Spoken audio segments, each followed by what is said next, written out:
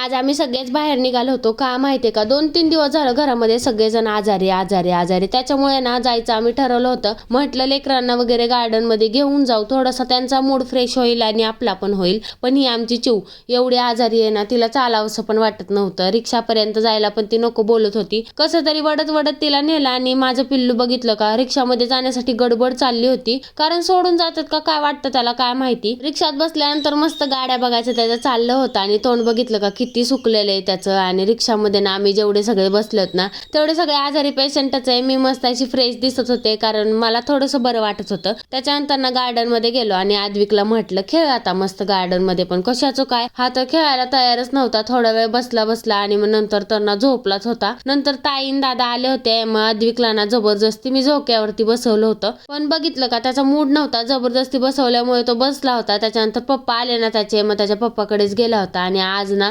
भरपूर दिवसांनी अशी आमची एकत्र फॅमिली गार्डन मध्ये आली होती. फक्त आमचे पप्पा आले नव्हते. त्याच्यानंतर मग म्हटलं चला पोरींना कपडे घेऊ आलो. तसं जयंतीसाठी ना पोरींना कपडे बघायला आलो होतो. आणि एवढे छान छान ड्रेस होते ना तिथे, म्हणजे खरंच पोरींचे कपडे बघितले ना माझे डोळे फिरतात माहितीये का. मग देवांशीला, चिवला, परीला असं बघायचं चाललं होतं. पण मला जो ड्रेस आवडला ना तो चिवला पण भेटला नाही आणि परीला पण नाही. पण देवांशीला छान असा भेटला. नंतर ना आद्विकला डोसा खाण्यासाठी आम्ही आणलं होतं आणि तिथे ना हे कुत्रं आलं होतं. म्हणजे एवढं क्यूट तोंड करून आईकडे बघत होतं ना, म्हणजे डोसा खायला द्यावा म्हणून एवढं बघत होतं. आणि हे माझं पिल्लू थोडंफार त्याने खाल्लं, कारण 2 दिवस झाले आणि काहीच खाल्लं नव्हतं. म्हटलं खा बाबा काहीतरी खाशील. त्याच्या निमित्ताने आम्हाला पण खायला भेटलं होतं. आणि हे बुब्बू पण आलं होतं आद्विक सोबत खेळायला. त्याच्यानंतर काय घरी निघालो आणि आमच्या सोबत आई पण होत्या, कारण ट्रिपल सीट आम्ही चाललो होतो. म्हटलं कुठे परत ओला बुक करायचा, त्याच्यामुळे निघालो होतो ट्रिपल सीट. आणि मग घरी आल्यानंतर आमच्या परीला ना फ्रॉक वगैरे घालून बघितला. एवढा छान दिसत होता ना, म्हणजे खरंच खूप मस्त वाटत होता. मग काय घरी येऊन निवांत गप्पा मारत बसलो.